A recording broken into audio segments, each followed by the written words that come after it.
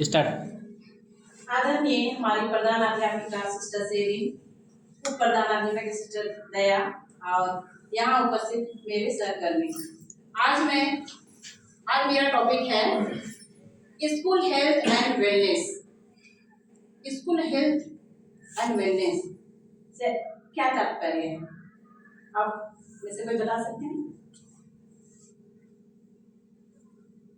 Health के बारे में जानते हैं, स्वास्थ्य अपना स्वास्थ्य बना रहे हैं। स्कूल का स्वास्थ्य साफ सफाई, स्कूल का साफ सफाई तो रहना ही है, लेकिन सबसे जरूरी है स्कूल के जो विद्यार्थी हैं वे स्वस्थ रहेंगे, तभी हमारा स्कूल स्वस्थ रहेगा। बिना विद्यार्थी का स्कूल का कोई महत्व ही नहीं।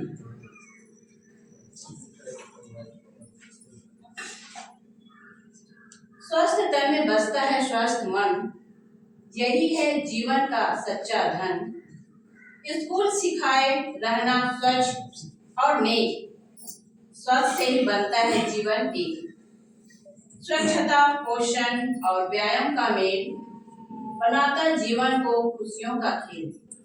जहाँ शरीर, मन और आत्मा मुस्कुराए, वही असली वेलनेस कहलाए। नेक्स्ट।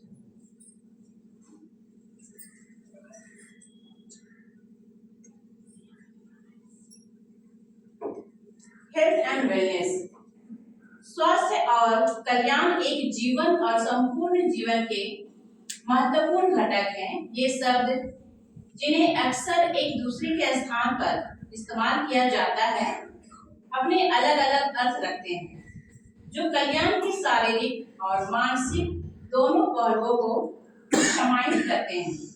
स्वास्थ्य को आमतौर पर बीमारी या चोट से मुक्त होने की स्थिति के रूप में समझा जाता है।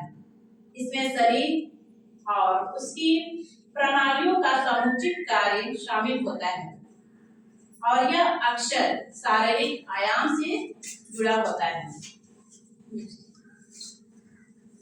नियमित व्यायाम, संतुलित आहार, पर्याप्त आराम और समय पर चिकित्सा देखभाल के माध्यम से अच्छे स्वास्थ्य को बनाए रखा जा सकता है।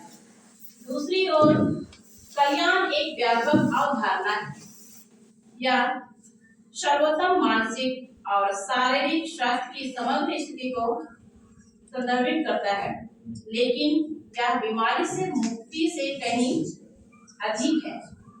यह परिवर्तन और विकास की एक गतिशील प्रक्रिया है। कल्याण को अक्सर पूर्ण क्षमता प्राप्त करने की एक सचेत, स्वनिर्देशित और विकसित होती प्रक्रिया के रूप में वर्णित किया जाता है।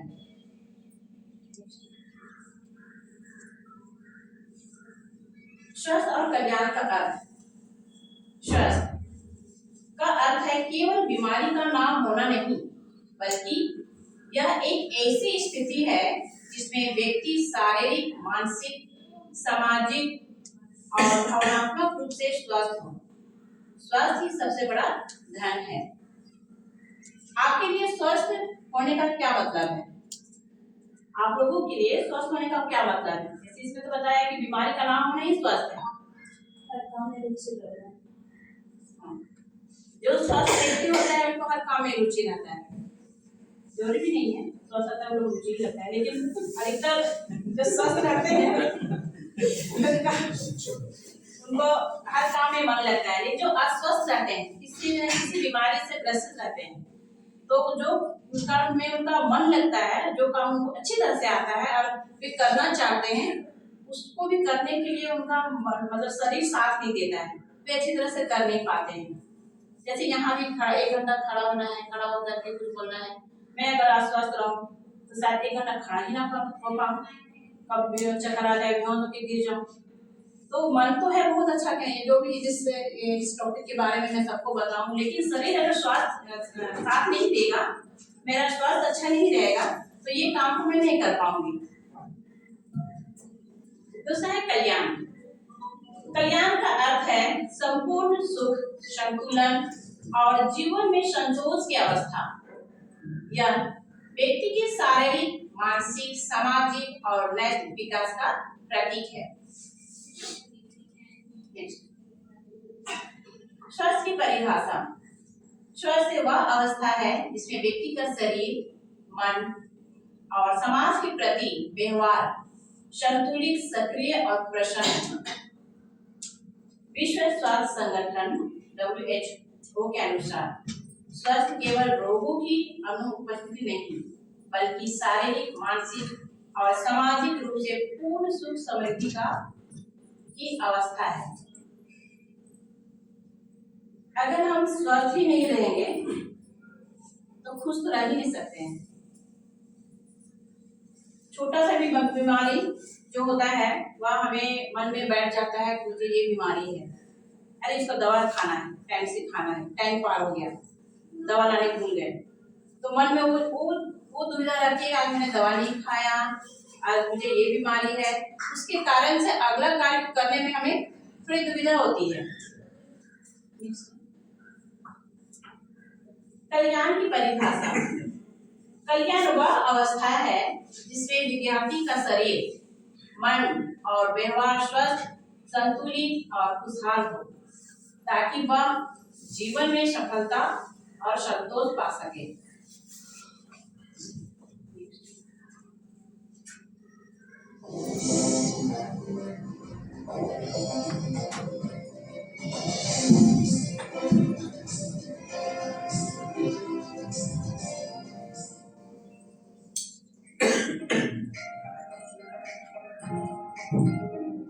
शिक्षकों नमस्कार। मॉड्यूल विद्यालय में स्वास्थ्य और कल्याण में आपका स्वागत है। मैं इस मॉड्यूल के बारे में एक संक्षिप्त परिचय प्रस्तुत करूंगी। हम सभी जानते हैं कि स्वास्थ्य आज के संदर्भ में बहुत महत्वपूर्ण और प्रासंगिक है। इस कोविड-19 महामारी ने हमें एहसास दिलाया है कि हर व्यक्ति को स्वास्थ्य के विभिन्न पहलुओं के बारे में जागरूक होना चाहिए और जीवन जीने के स्वस्थ तरीकों के जानने की दिशा में काम करना चाहिए। इसलिए यह मॉड्यूल समग्र स्वास्थ्य और कल्याण की अवधारणा पर केंद्रित है।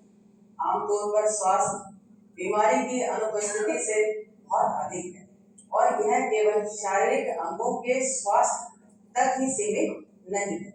इसके सामाजिक, भावनात्मक और मानसिक स्वास्थ्य और कल्याण जैसे कई आयाम। शिक्षकों के रूप में हमें अपने बच्चों एवं स्वयं को स्वस्थ और भविष्य के लिए तैयार करने के लिए प्रत्येक आयाम के बारे में जानकारी होना जरूरी है। हमें इस बात से भी अवगत होना चाहिए कि वृद्धि और विकास के अवसर बच्चों को प्रदान करना हर बच्चे का अधिकार होता है। मानव वृद्धि और विकास के लिए प्रारंभिक वर्ष सबसे महत्वपूर्ण वर्ष होते हैं, जबकि स्वास्थ्य सभी आयु वर्ग के लिए एक महत्वपूर्ण लक्ष्य है। बच्चों के स्वास्थ्य और कल्याण में निवेश अत्यधिक महत्वपूर्ण है क्योंकि ये लागत प्रभावी है और इसमें कई लाभ होते हैं। बचपन के वर्ष अधिकाधिक शारीरिक और मनोवैज्ञानिक विकास और बच्चों की वृद्धि के लिए मूलभूत वर्ष होते हैं।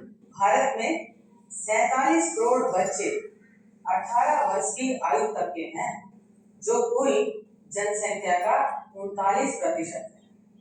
अगर हमें हर उम्र में अच्छे स्वास्थ्य और सभी के कल्याण के सतत विकास के लक्ष्यों को प्राप्त करना है, तो आबादी के इस बड़े हिस्से के स्वास्थ्य को ध्यान में रखना होगा। यह मॉड्यूल वृद्धि और विकास के विभिन्न चरणों के साथ बड़े होने से संबंधित मुद्दों और चिंताओं पर भी ध्यान केंद्रित करता है। क्योंकि शरीर में परिवर्तन विभिन्न बच्चों में भिन्न भिन्न तरीके से होते हैं और सभी बच्चे एक ही गति से नहीं बढ़ते हैं, इसलिए बड़े होने से संबंधित कुछ मिथक हैं, कुछ गलत धारणाएं हो सकती हैं। मॉड्यूल आपको इन मिथकों को स्पष्ट करने एवं बच्चों को सक्षम करने में मदद करेगा। योग न केवल शारीरिक बल्कि भावनात्मक और मानसिक स्वास्थ्य के लिए भी बहुत महत्वपूर्ण है और इस मॉड्यूल का एक हिस्सा भी है। आपको अच्छे आसन, पोस्चर और समग्र स्वास्थ्य विकास के लिए विभिन्न शारीरिक गतिविधियों और खेल कूद में बच्चों को शामिल करने की आवश्यकता का भी एहसास कराना होगा। आप सभी जानते हैं कि जब शरीर के सभी तंत्र और अंग ठीक से काम करते हैं तो शरीर खुद को स्वस्थ रखता है। नियमित शारीरिक गतिविधियों और यौगिक प्रथाओं के साथ एक स्वस्थ और पौष्टिक आहार खाना, स्वस्थ जीवन शैली का पालन करना बहुत आवश्यक है।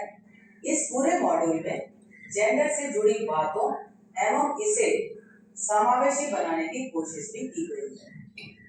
बच्चों को उनकी ताकत और कमजोरी के बारे में जानने के लिए सशक्त बनाना व उन्हें भावनात्मक और मानसिक मुद्दों से निपटने में सक्षम बनाना भी इस मॉड्यूल का केंद्र बिंदु है। कोई भी व्यक्ति अपने जीवन में अलग अलग समय में हिंसा का सामना कर सकता है। हिंसा और दुर्व्यवहार भावनात्मक हिंसा, यौन उत्पीड़न, शारीरिक दंड, धमकाने आदि के रूप में हो सकते हैं।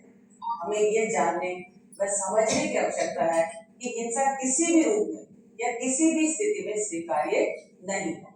रोजमर्रा की जिंदगी में हिंसा को चुनौती देने की जरूरत है ताकि खुद के साथ साथ दूसरों के लिए भी सुरक्षित माहौल बनाया जा सके।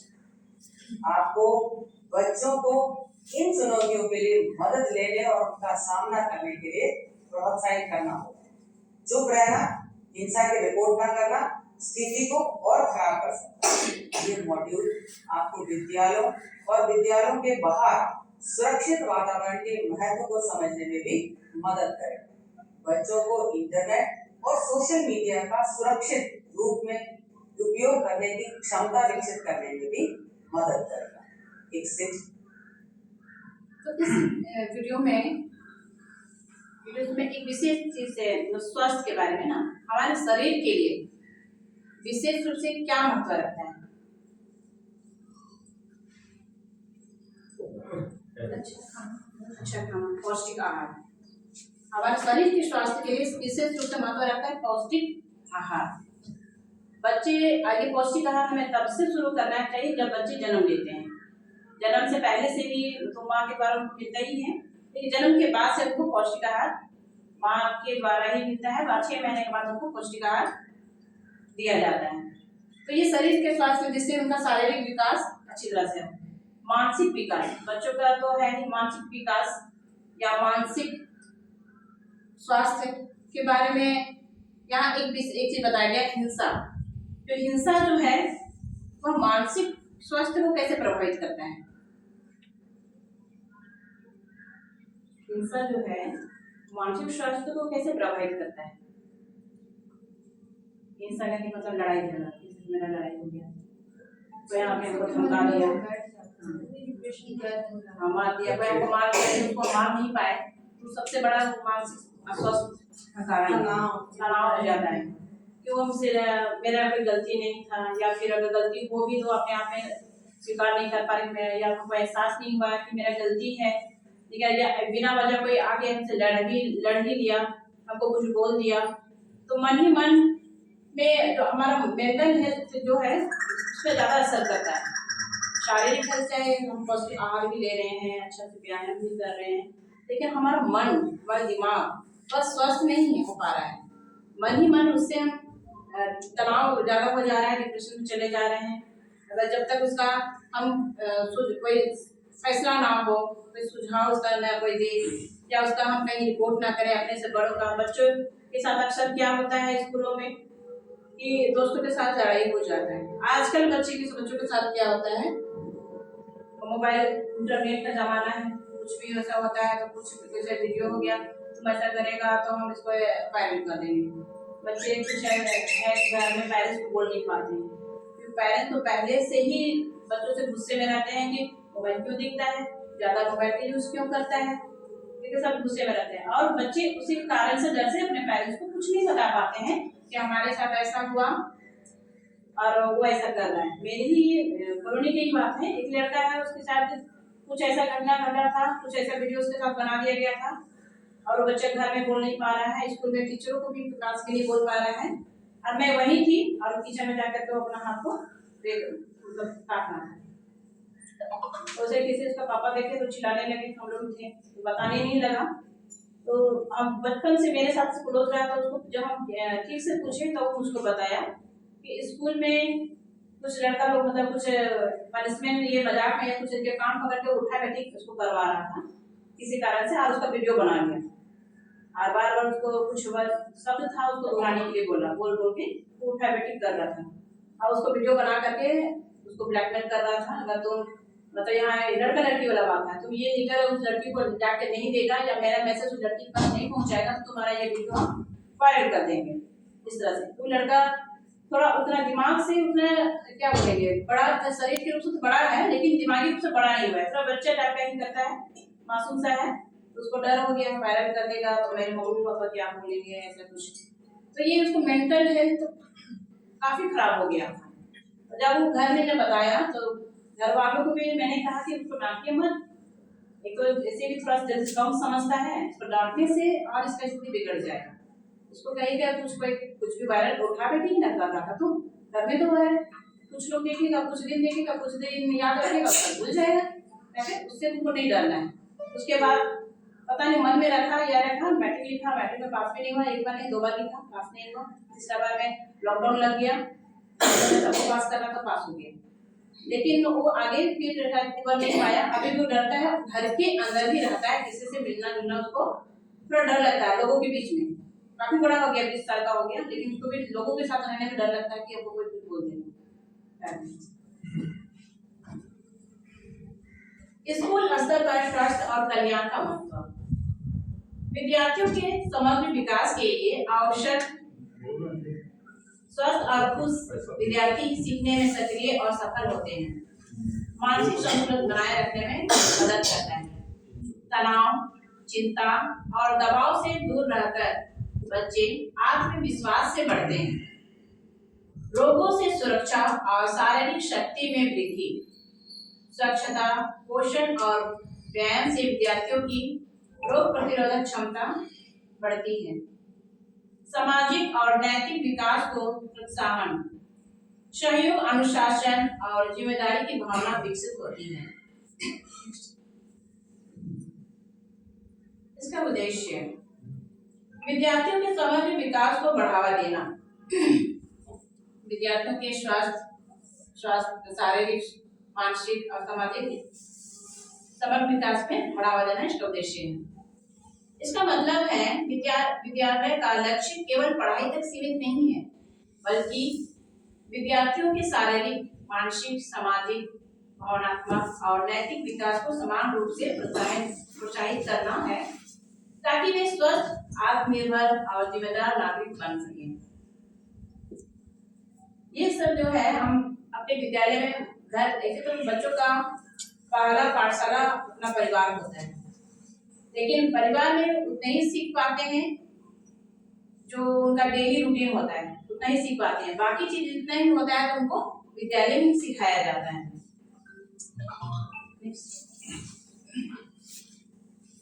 स्वस्थ शरीर, हमारे शरीर का सही रूप से कार्य करना ही स्वास्थ्य है। शरीर को फिट और मजबूत रखना जरूरी है ताकि हम हर काम ऊर्जा से कर सकें। पौष्टिक आहार, संतुलित भोजन जिसमें फल, सब्जियां, अनाज, दालें, दूध आदि शामिल हों, शरीर को जरूरी विटामिन और प्रोटीन और ऊर्जा देते हैं। व्यायाम, रोजाना व्यायाम करने से शरीर चुस्त रहता है और बीमारियां दूर रहती हैं और मन प्रसन्न रहता है। पर्याप्त नींद, पर्याप्त नींद शरीर और मन दोनों को आराम देती है। बच्चों को लगभग 8 से 10 घंटे की नींद जरूरी होती है। यहाँ एक है पौष्टिक आहार के बारे में मैं पूछना चाहूंगी। अधिकतर लोग हम लोग यहाँ पेरेंट्स हैं, हमारे बच्चे हैं, हम जब बाहर से घर जाते हैं तो बच्चों को उम्मीद रहता है कि पापा या मम्मी कुछ ले करके आए होंगे। हम क्या लेके जाते हैं? Samosa, Kurkure, chocolate, dairy milk, cake, क्या ये सब पौष्टिक आहार है? लेकिन हम लोग बच्चों की यही खुशी, हम लोग यही लेके जाते हैं आजकल बच्चों की। और हम जब छोटे थे अपने अपना बचपना याद रखिए। आप लोग को आपके माता पिता क्या देते थे? कहीं से आए केला लेके घुसे, चिड़िया मिठाई, चिड़िया बादाम, बादाम हो गया। और हम लोगों में कुछ मिलता था? पापा, अपने मम्मी पापा जब आते थे क्या लेकर के आते? बादाम, मेरी बिस्किट। तो बादाम तो शरीर के लिए तो अच्छा ही है। पार्ले जी बिस्किट अभी तक चल रहा है। शॉर्ट पापड़ी, सब पापड़ी में मॉडल नहीं दिया गुड़िया का बात, कॉटन कैंडी, हाँ कॉटन कैंडी उसमें बहुत चलता, अभी भी है, अभी तो बच्चों को कॉटन कैंडी बोलते थे, हम लोग तो बोलते थे गुड़िया का बात, दामिनी हवा मिठाई, गुलगुला हो गया, ये सब है। अभी भी गुलगुला मिलता है और काफी टेस्टी भी लगता है। उसको गब्बर सिंह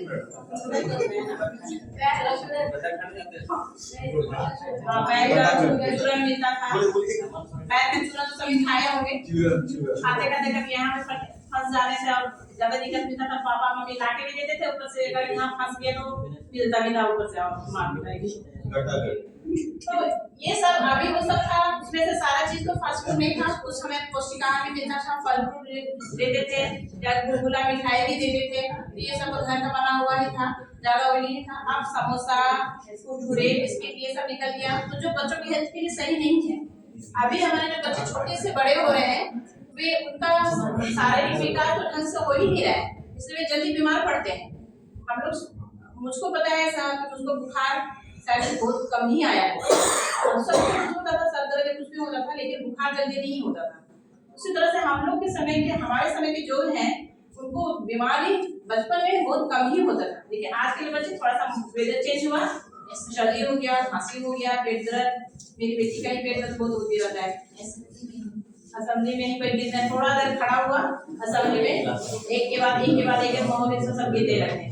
लेकिन हमारे टाइम में तो स्पोर्ट के समय में पूरा ठंडा के समय में पूरा 1 महीना पूरा धूप में बैठते थे, पैर में ये सब पूरा काला पड़ जाता था बैठे बैठे। लेकिन आजकल वैसा नहीं है, क्यों? क्योंकि अब हम पौष्टिक आहार हम खुद ही नहीं देते हैं अपने बच्चों को, और भले हम लोग ज्ञान तो दे देते हैं, लेकिन हम लोग खुद अपने बच्चों को पौष्टिक आहार नहीं दे पाते हैं। नेक्स्ट, मानसिक स्वास्थ्य, यह हमारे सोचने, महसूस करने और व्यवहार करने की क्षमता से जुड़ा है। मानसिक रूप से स्वस्थ व्यक्ति जीवन की चुनौतियों का सामना धैर्य से करता है। सकारात्मक सोच, अच्छी और आशावादी सोच हमें आत्मविश्वास देती है और जीवन में खुश रखती है। तनाव प्रबंधन, तनाव को पहचानना और उसे कम करने के तरीके अपनाना, जैसे संगीत सुनना, बातचीत करना या गहरी सांस लेना, मानसिक स्वास्थ्य के लिए आवश्यक है। ध्यान, ध्यान मन को शांत करता है, एकाग्रता बढ़ाता है और तनाव को कम करता है।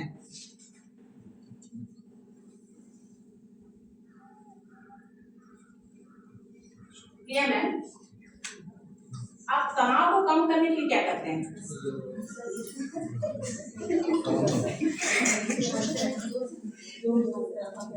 नहीं, सब हर कोई कुछ ना कुछ करते हैं, है ना? अपना ज्यादा तनाव होता है तो कुछ ना कुछ करते हैं। तो मैं आपको कॉल ये भी बहुत अच्छी बात है। अपने मन में कोई तनाव रहता है, जिसके हम लोग शेयर करते हैं तो काफी हद तक वो कम होता है, खासकर जब अपनी प्रिय सहेली हो या दोस्त हो तो काफी हद तक कम हो जाता है। और दूसरा है संगीत, मैं संगीत सुनती हूँ, मुझे जब ज्यादा गुस्सा लगता है तो फुल साउंड में संगीत सुनती हूँ और दूसरों को भी सुनाती हूँ। मेरा हम कोई नहीं करते, हमें नहीं क्यों सुने, सब सुना है, सब बहुत शुभ विचार पता ही करते हैं। और इसी तरह से अगर बेस आप क्या करते हैं अपना तनाव बताइए। गाना ही सुनते हैं। गाने, अधिकतर लोग गाना ही सुनना पसंद करते हैं, या फिर किसी अपने जो नजदीक के दोस्त हैं सहेली हैं उनसे बात करना ये ज्यादा मजाक भी बना देता है।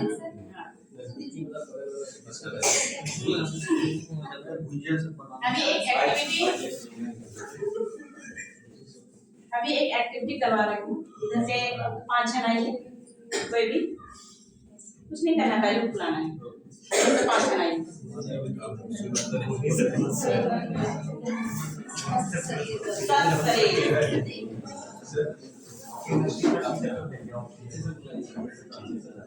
अच्छा ठीक है आइए पीछे वाले सर ये लोग आगे हमेशा आते हैं बोलते हैं चलिए आइए परमेश्वर सर आइए Vinay sir Gautam sir Amit sir आइए आइए सर आइए आइए 5 जन इधर से 5 है भेदभाव नहीं करते हैं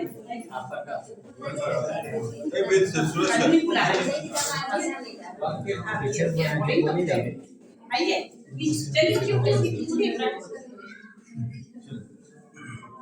सर एक कमेंट सर को दीजिए आइए आप वहाँ बैठ सकते हैं दीजिए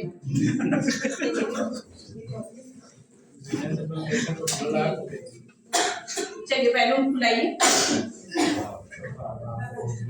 जितना बड़ा फुला सकते हैं छोड़ मत दीजिएगा बच्चे को बाहर मत दीजिएगा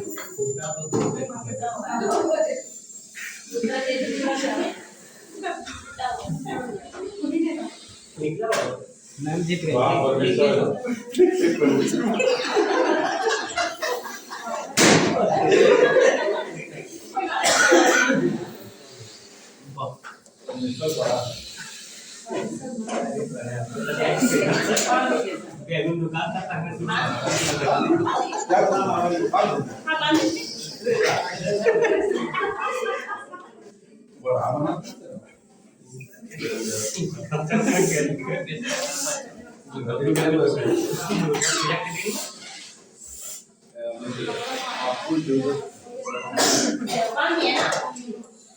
अब बताइए बैलून फुलाया कैसा लगा अच्छा लगा मतलब इससे क्या किसका एक्सरसाइज हुआ लंग्स का फेस का रिपीटेड टिप्स है इसका जो बैलून फुलाइए सब नहीं पड़ेगा लंग्स का फेस का मांसपेशियों का सब थोड़ा एक्सरसाइज हो जाता है ब्लड सर्कुलेशन भी बढ़ता है काफी फायदा है इससे बर्थडे में बुला रहे हैं रोज के एग्जाम है ये रोज दांतों का नाम लिख लीजिए ये मैडम हमेशा करेंगे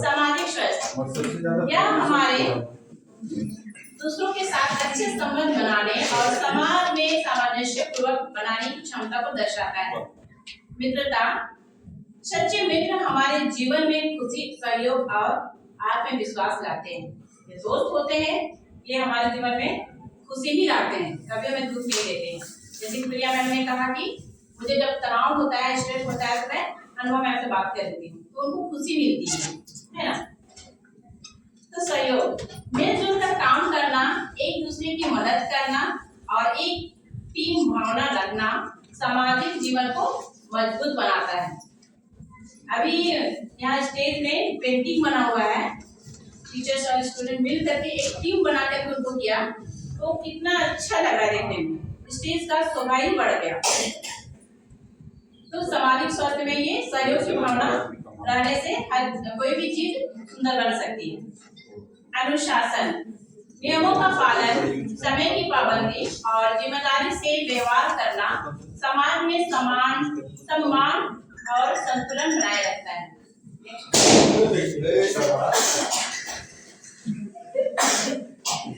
हमारे दैनिक जीवन में स्वास्थ्य भी शायद एक बहुचर्चित विषयों में से एक है लेकिन क्या हम समझते हैं कि स्वास्थ्य का अर्थ क्या है या स्वस्थ होना किसको कहते हैं इससे संबंधित एक शब्द कल्याण भी है तो इनकी परिभाषा क्या दी जाए संस्कृत का स्वास्थ्य शब्द समझने जैसा है एक स्वस्थ से युक्त व्यक्ति को स्वस्थ कहा जाता है।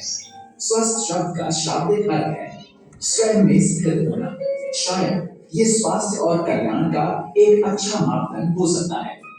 स्वास्थ्य की समकालीन परिभाषाएं शारीरिक, मानसिक, भावनात्मक और सामाजिक स्वास्थ्य जैसे स्वास्थ्य के विभिन्न पहलुओं के बीच अंतर करती है।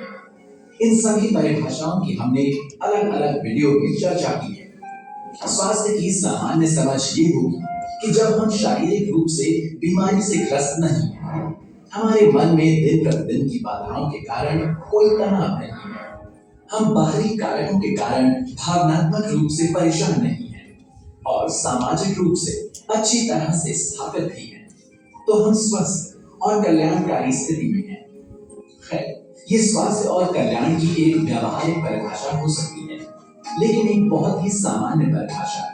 आधुनिक जीवन स्थितियां अक्सर हमें वास्तविक जीवन से दूर ले जाती हैं और हम हमेशा कृत्रिम वातानुकूल यानी कि एयर कंडीशन वातावरण में कई मशीनों और यंत्रों से घिरे रहते हैं। ये हालत हमें एक ऐसी स्थिति में ला छोड़ती है जब हम अपने अस्तित्व को इस पृथ्वी पर मौजूद जीवन के हर रूप जैसे पौधों, पक्षी, जानवर और प्रकृति के अन्य पहलुओं से कहीं अधिक महत्व देना प्रारंभ कर देते हैं। इसके परिणाम स्वरूप हम पूरी तरह से प्राकृतिक ऊर्जाओं और जीवन की ताल के विरुद्ध यानी आउट ऑफ सिंक हो जाते हैं, जो जीवन ऊर्जा हमारी छोटी सोच की तुलना में कहीं अधिक विशाल एवं बुद्धिमान है। अब विचार करें, दर्द या बीमारी होने पर हम केवल अपने शरीर से अवगत होते हैं। इसी तरह अपने मन को भी हम केवल तभी महसूस करते हैं जब अर्धमूर्छावस्था में अत्यधिक सोचते हुए हम तनावग्रस्त हो जाते हैं। एक बार जब हम इसे समझ लें तो हम जागरूकता से यानी होश में रहकर यथासंभव प्रकृति के इन 5 बुनियादी तत्वों के निकट रहना चुन सकते हैं, जो है जल, वायु, अग्नि, पृथ्वी और आकाश। इसी तरह जब हम जागरूक होकर सोचते हैं तो हमारा मन हमें तनाव नहीं देता है।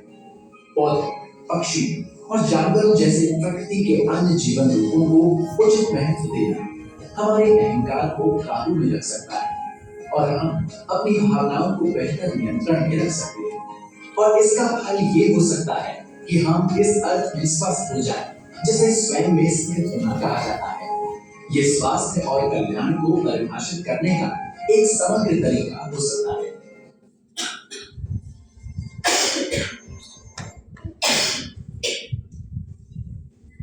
स्वच्छता का अर्थ अपने शरीर, घर, विद्यालय और आसपास के वातावरण को साफ सुथरा रखना ही स्वच्छता है। व्यक्तिगत स्वच्छता रोज नहाना, दांत साफ करना, नाखून काटना और साफ कपड़े पहनना। पर्यावरणीय स्वच्छता आसपास कूड़ा न फेंकना, पौधे लगाना और साफ हवा पानी बनाए रखना। स्वच्छता का महत्व, स्वच्छता से बीमारियां दूर रहती हैं, मन प्रसन्न रहता है और समाज स्वस्थ बनता है।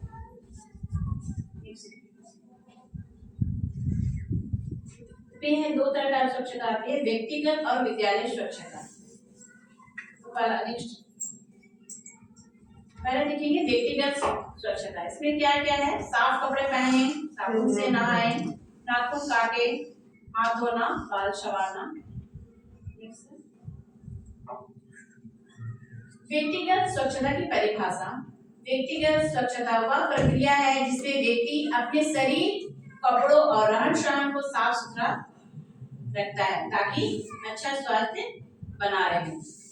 व्यक्तिगत स्वच्छता के मुख्य नियम: रोज स्नान करें, दिन में 2 बार दांत साफ करें, नाखून नियमित रूप से काटे, साफ कपड़े पहने, भोजन से पहले और शौचालय के बाद हाथ धोए, बालों को नियमित रूप से धोए और कंघी करें, जूते मोजे रोजाना बदले।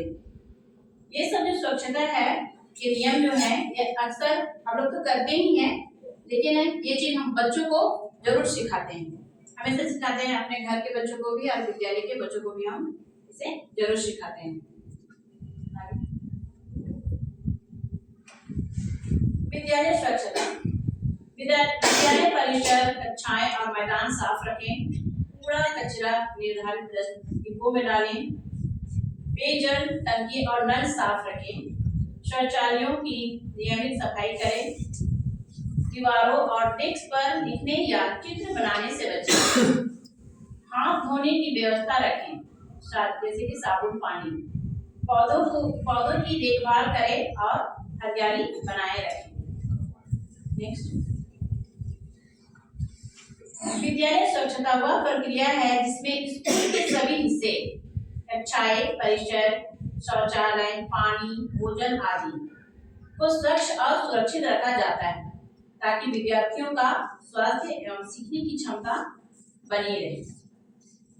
अभी आप सभी क्लास में तो जरूर जाते हैं, खासकर छोटे बच्चों के क्लास में जो बच्चे पीछे बैठते हैं या इधर दीवार साथ बैठते हैं, उनके दीवारों में देखिएगा तरह तरह का पेंटिंग दिखेगा, है ना मैम? इधर 1 2 3 में है वैसा, बच्चे बेंच बना लेते हैं, थोड़ा हाँ बेंच में भी बना लेते हैं, फिर उस सबको करते हैं। तो ये सब एक गलत आदत है, जिसे करने से हमें बच्चों को रोकना है कि ऐसे करने से आपका क्या क्लासरूम देखिए अच्छा दिख रहा है, कितना सुंदर पेंट किया गया है, उसको आप लोग गंदा कर दे रहे हैं, क्या ये अच्छा दिख रहा है? आपके कपड़ों में, आपका मुंह पे आइए ड्राइंग कर देते हैं तो क्या अच्छा दिखेगा?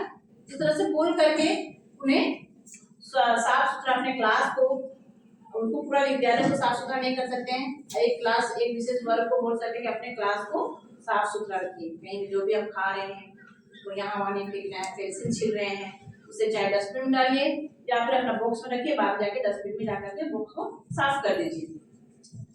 नेक्स्ट, विद्यालय स्वच्छता के मुख्य नियम, विद्यालय परिसर, कक्षाएं और मैदान साफ रखें, कूड़ा कचरा निर्धारित डिब्बों में डालें, पेयजल टंकी और नल साफ रखें, शौचालयों की नियमित सफाई करें, दीवारों और डेस्क पर लिखने या चित्र बनाने से बचें, हाथ धोने की व्यवस्था रखें, पौधों की देखभाल करें, हरियाली बनाए रखें, विद्यार्थियों में स्वच्छता की आदतें विकसित करें।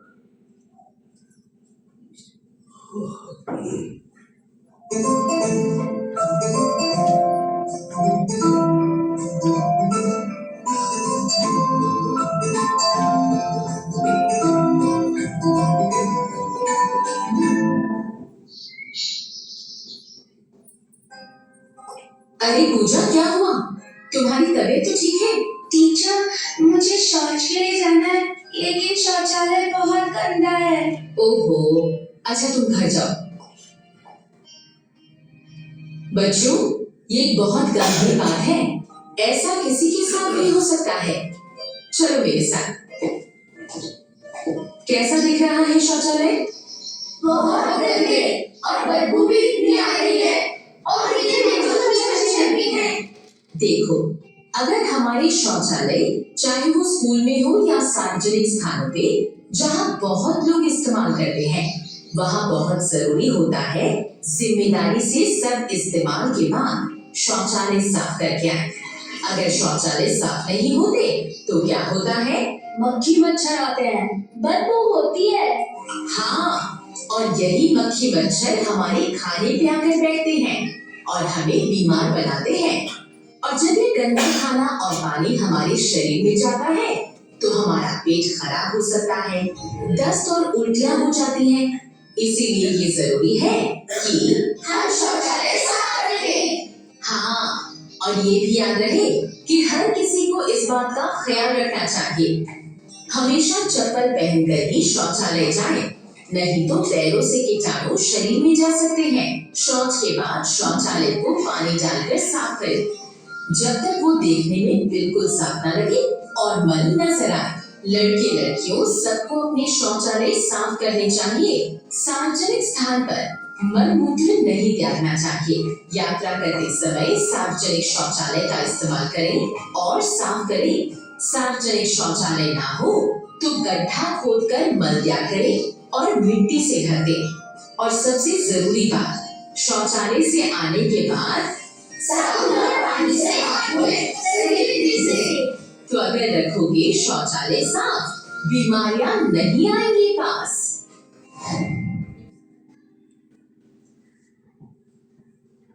विद्यालय स्वच्छता का महत्व। विद्यार्थियों का स्वास्थ्य बेहतर रहता है, बीमारियां और संक्रमण कम होते हैं, पढ़ाई में ध्यान और अनुशासन बढ़ता है। स्वच्छ और सुंदर वातावरण से विद्यालय की छवि सुधरती है। नेक्स्ट, स्वस्थ शिक्षा का महत्व। स्वास्थ्य जागरूकता बढ़ती है। स्वस्थ शरीर से व्यक्ति अपने शरीर, पोषण, व्यायाम और स्वच्छता के महत्व को समझता है। बीमारियों की रोकथाम होती है। व्यक्ति साफ सफाई, टीकाकरण और पोषण के नियमों का पालन करता है, जिससे बीमारियां कम होती है। स्वस्थ आदतें विकसित होती हैं, जैसे हाथ धोना, सही खान पान, व्यायाम, पर्याप्त नींद लेना आदि। मानसिक और सामाजिक स्वास्थ्य बेहतर होता है। स्वस्थ शिक्षा तनाव प्रबंधन, सहयोग और सकारात्मक सोच सिखाती है। स्कूल और समाज में अनुशासन बढ़ता है। स्वस्थ व्यक्ति अपने आसपास का वातावरण भी स्वच्छ और सकारात्मक रखता है। राष्ट्रीय विकास में योगदान। स्वस्थ नागरिक ही राष्ट्र के आर्थिक और सामाजिक विकास में योगदान दे सकता है। सभी एक और एक्टिविटी करेंगे।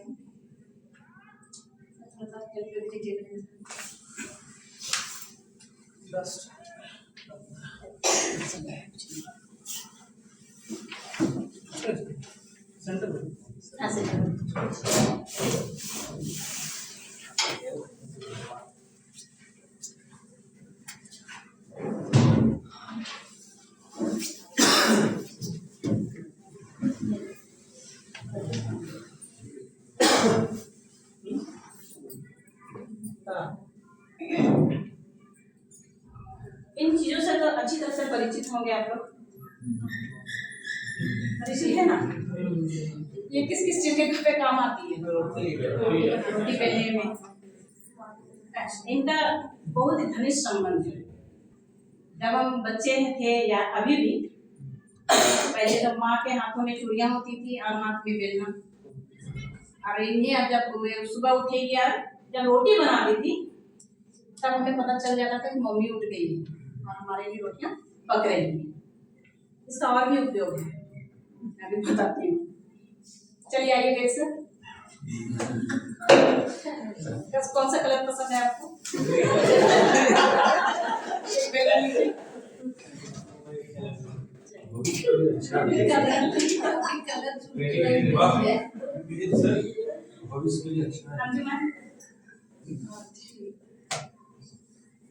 इससे आप अपने से बैलून है तो 2 बैलून दे दीजिए।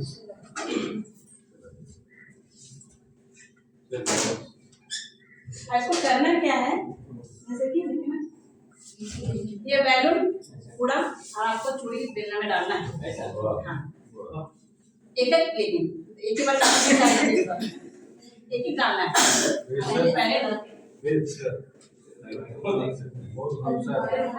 नहीं, ये नीचे गिरने ही नहीं देना है, ये ऊपर ही रहेगा। आप इतना डाल सकते हैं, डालिए। जैसे नीचे गिरेगा तो इसको ऊपर उठाना है, मारना है। चलिए 1 2 3 स्टार्ट। चलिए सर।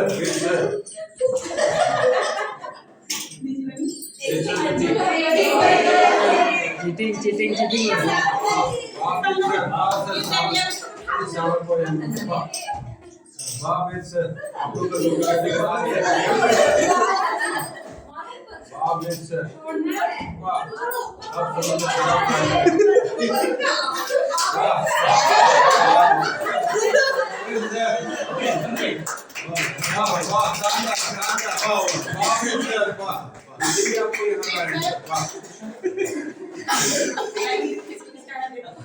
इसीलिए आपको nine sir.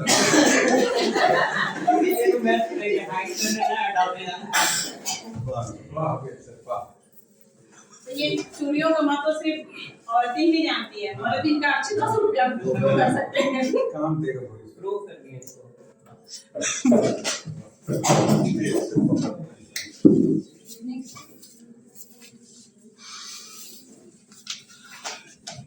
School health and wellness mission परिचय। भारत सरकार ने 2019-20 में यह मिशन शुरू किया था, जो आयुष्मान भारत कार्यक्रम का एक हिस्सा है। इसका उद्देश्य विद्यालयों के माध्यम से विद्यार्थियों के समग्र स्वास्थ्य और कल्याण को बढ़ावा देना।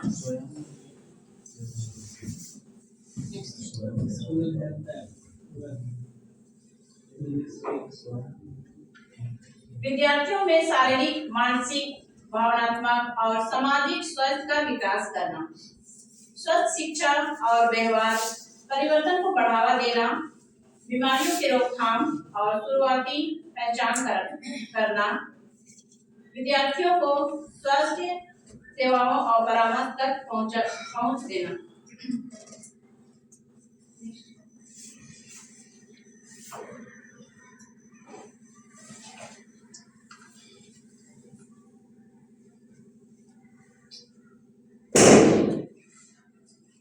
Health and wellness ambassador. प्रत्येक विद्यालय में 2 शिक्षक शिक्षिकाएं, एक पुरुष और एक महिला को हेल्थ एंड वेलनेस एम्बेसडर के रूप में चुना जाता है।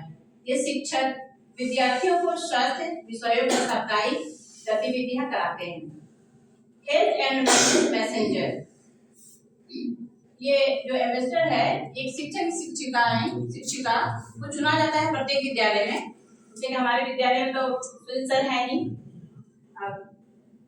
सभी महिलाएं टीचर तो सभी सिखाती ही हैं, लेकिन प्रत्येक विद्यालय में विशेष रूप से किसी 2 टीचर को चुना जाता है और उनका विशेष काम यही रहता है कि बच्चों को हेल्थ के बारे में, स्वच्छता के बारे में उनके बारे में जागरूक करना, उनको सिखाना। हेल्थ एंड वेलनेस मैसेंजर, प्रत्येक कक्षा में 2 विद्यार्थी चुने जाते हैं जो अपने साथियों में स्वास्थ्य से जुड़ी संदेश को फैलाते हैं। और प्रत्येक कक्षा में इस तरह से मॉनिटर हम लोग क्लास में चुनते हैं, मॉनिटर एक लड़का एक लड़की को क्लास का मॉनिटर बनाते हैं और उनका काम रहता है क्लास को शांत करना, या फिर क्लास में कोई बच्चा बीमार हो रहा है, किसी तरह की उसको कोई तकलीफ हो रही है, तो टीचर के पास जाकर के उसके बारे में सूचना देते हैं कि बच्चा का तबीयत खराब है और उसका हर प्रत्येक विद्यालय में फर्स्ट एड ट्रीटमेंट का सामान रहता है कुछ न कुछ, तो उससे उसका इलाज किया जाता है।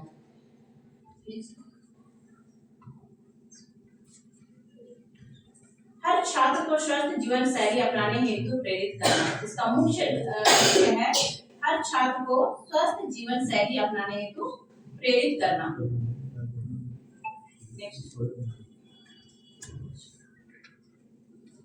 स्वस्थ और कल्याण शिक्षक की भूमिका, इसमें जो स्वस्थ और कल्याण शिक्षक है उनकी क्या भूमिका है? संक्षेप में, स्वस्थ और कल्याण शिक्षक का उद्देश्य विद्यार्थियों के समग्र विकास, शारीरिक, मानसिक, भावनात्मक और सामाजिक के सशक्त योजना है। आगे देखेंगे। कागज के टुकड़े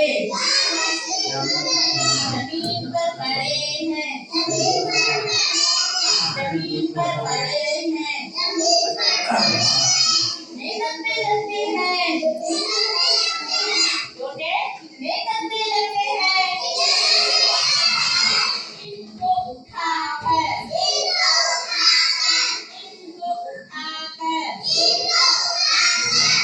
डस्टबिन में डालो, डस्टबिन में डालो, अच्छे लगते हैं, अच्छे लगते हैं, गंदे गंदे नाखून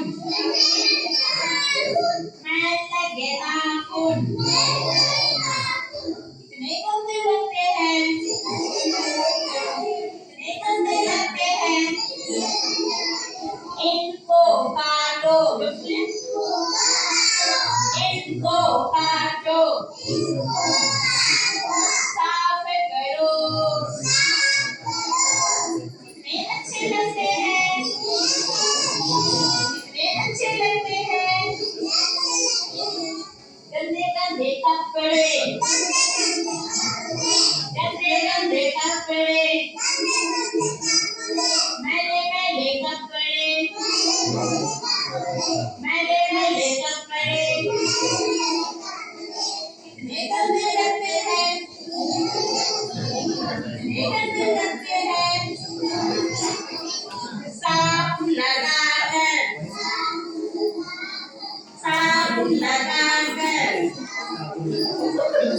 अच्छे से धोकर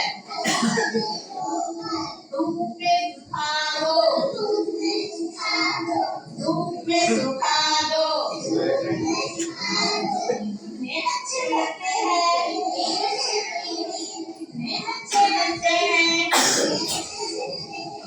गंदे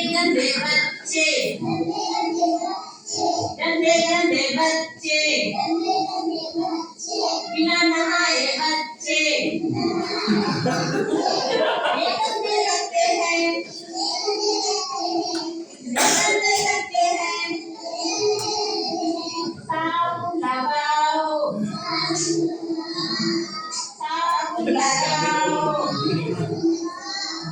रोज नहाओ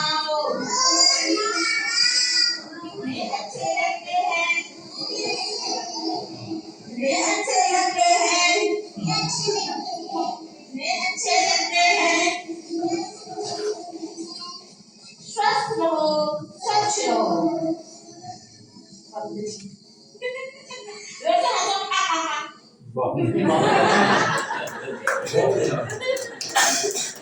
तो इस तरह से छोटे बच्चों को अगर हम लोग उनको बैठा करके और उनको अगर लेक्चर देंगे तो उनको समझ में नहीं आएगा ये मैम क्या बोल रही है। कोई इधर करेगा, कोई इसको मारेगा, कोई उसको पीटेगा, कुछ ना कुछ तो करते ही रहेगा। तो उनको अगर सिखाना है तो एक पोएम की तरह, डांस की तरह या खेल खेल में ही उनको जो भी उनको हम सिखाना चाह रहे हैं तो खेल के द्वारा, पोएम के द्वारा ही सिखा सकते हैं।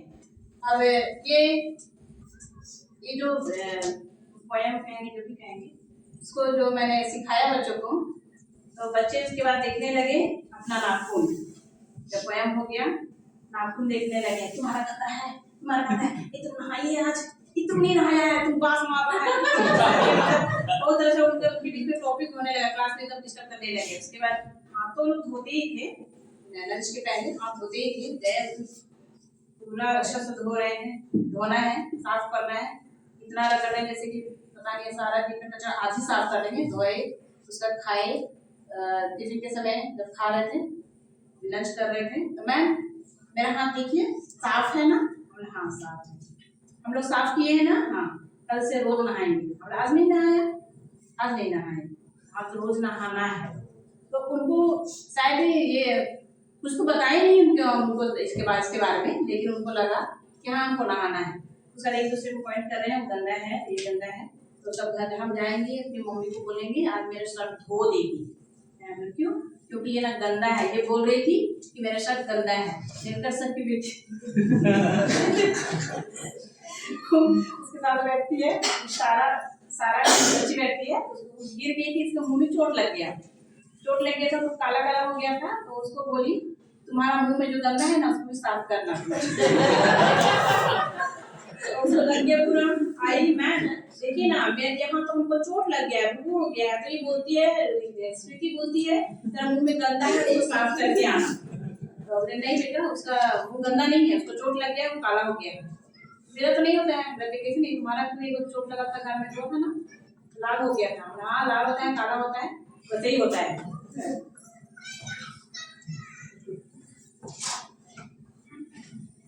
मुख्य भूमिकाएं: स्वस्थ शिक्षा का प्रसार करना, विद्यार्थियों को व्यक्तिगत स्वच्छता, पोषण, मानसिक स्वास्थ्य और फिटनेस के बारे में शिक्षित करना। छोटे बच्चों को तो हम लोग पोएम के द्वारा बता सकते हैं, बड़े बच्चों को हम कैसे बता सकते हैं? बड़े बच्चों को, बड़े बच्चे भी हैं, ऐसे नहीं कि लोग बड़े हो गए तो बहुत साफ सुथरा रहते हैं या अच्छी आदतों का पालन करते हैं, नहीं करते हैं। हमारे घर के बच्चे हो या स्कूल के बच्चे हो, तो उनको आप लोग कैसे उनको समझाएंगे?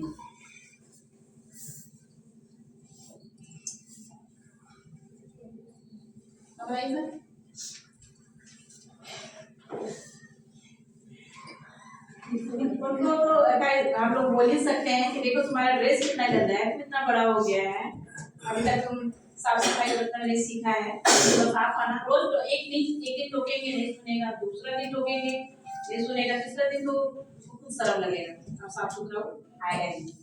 एक वीडियो के माध्यम से भी समझा सकते हाँ, वीडियो के माध्यम से भी समझा सकते हैं। नेक्स्ट, हेल्थ एंड वेलनेस कार्यक्रम में विद्यार्थियों की भूमिका। स्वास्थ्य के प्रति जागरूक रहना, स्वच्छता, पौष्टिक आहार और नियमित व्यायाम, स्वस्थ संदेश फैलाना, मानसिक स्वास्थ्य का ध्यान रखना जैसे कि सकारात्मक सोच, योग, ध्यान और सहयोग, विद्यालय की स्वच्छता बनाए रखना यानी कि विद्यालय परिसर को साफ सुथरा रखना, लैंगिक समानता। हम लोग अक्सर कल से दीपक सर का जो टॉपिक था लैंगिक समानता के बारे में, इसमें कि हम विद्यालय में भी वही समानता रखें, हाँ लड़कों को टोक दिए लड़कियों को नहीं टोके, वैसा नहीं है। लड़का लड़की जो भी है जहाँ हमको गलत लग रहा है हमको वहाँ उनको टोकना है। हेल्थ एम्बेसडर बनकर नेतृत्व करना, नियमित स्वास्थ्य जांच में भाग लेना।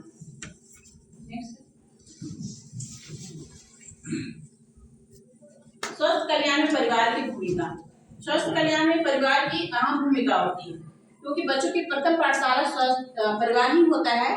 परिवार में ही माता पिता अपने बच्चों को स्वस्थ रहने के बारे में बता सकते हैं। नेक्स्ट,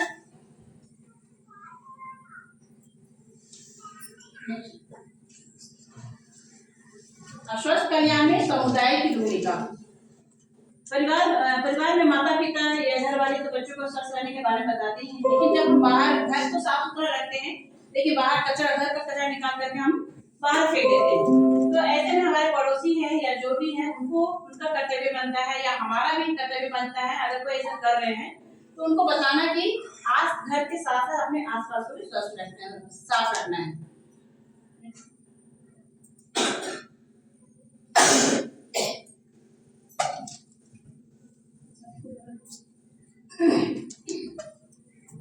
आजकल बच्चे खासकर खाने पीने के मामले में अपनी जीभ का टेस्ट को ज्यादा सोचते हैं, मुंह का स्वाद, उनको अपना मुंह का स्वाद चाहिए, शरीर से उनको शरीर में जाने के बाद क्या हो रहा है नहीं हो रहा है उससे उनको कोई मतलब नहीं। अरे बच्चे ही नहीं, हम सब भी उसमें शामिल हैं।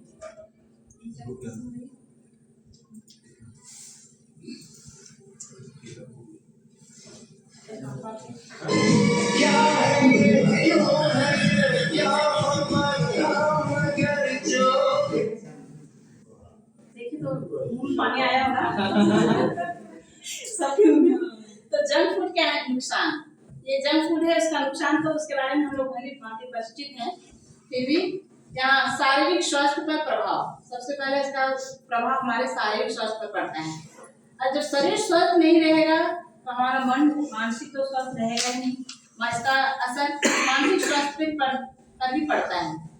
दांत और हड्डियों पर प्रभाव, सब ज्यादातर बच्चे आजकल चॉकलेट खाना पसंद करते हैं, दिन है रात है कभी चॉकलेट और इसके कारण उनके दांतों में, छोटे छोटे बच्चों के दांतों में ही कीड़ा लग जा रहा है, दांतों की समस्या तो ज्यादा हो रही है, थोड़ा सा गिरते हैं कि हड्डी ही टूट जाता है।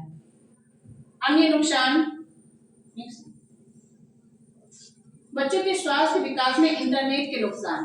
इंटरनेट आजकल ज्यादातर बच्चे स्क्रीन टाइम ज्यादा ले रहे हैं, ज्यादातर वे नेट से मोबाइल में ही जुड़े रहते हैं, गेम खेलना हो चाहे वीडियो देखना है, रील्स देखना हो या कुछ भी करना हो, लेकिन उनको मोबाइल चाहिए। वे शारीरिक गतिविधि उनमें हो नहीं रही है।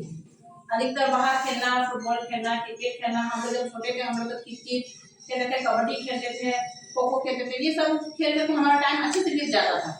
लेकिन आजकल के बच्चे को एक जगह बैठ गए मोबाइल लेकर के, उसके कारण तो क्या नुकसान होता है।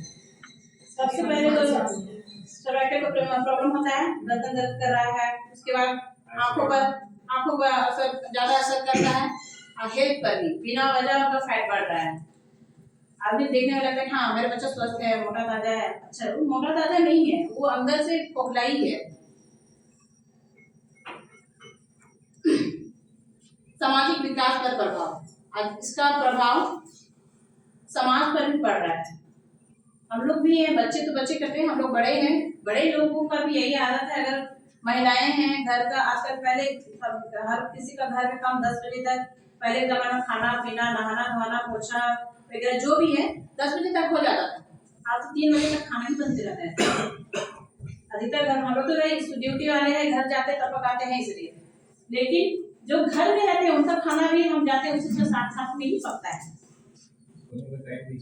सोने का टाइम भी चेंज हो गया है। 10 बजे तो ऐसे नॉर्मल इंसान सो जाता था, आपको 2 बजे तक भी जग जाता है और उठने का कोई टाइम नहीं रहता है, जिसका ड्यूटी है तो उठता ही है। तो ये था मेरा।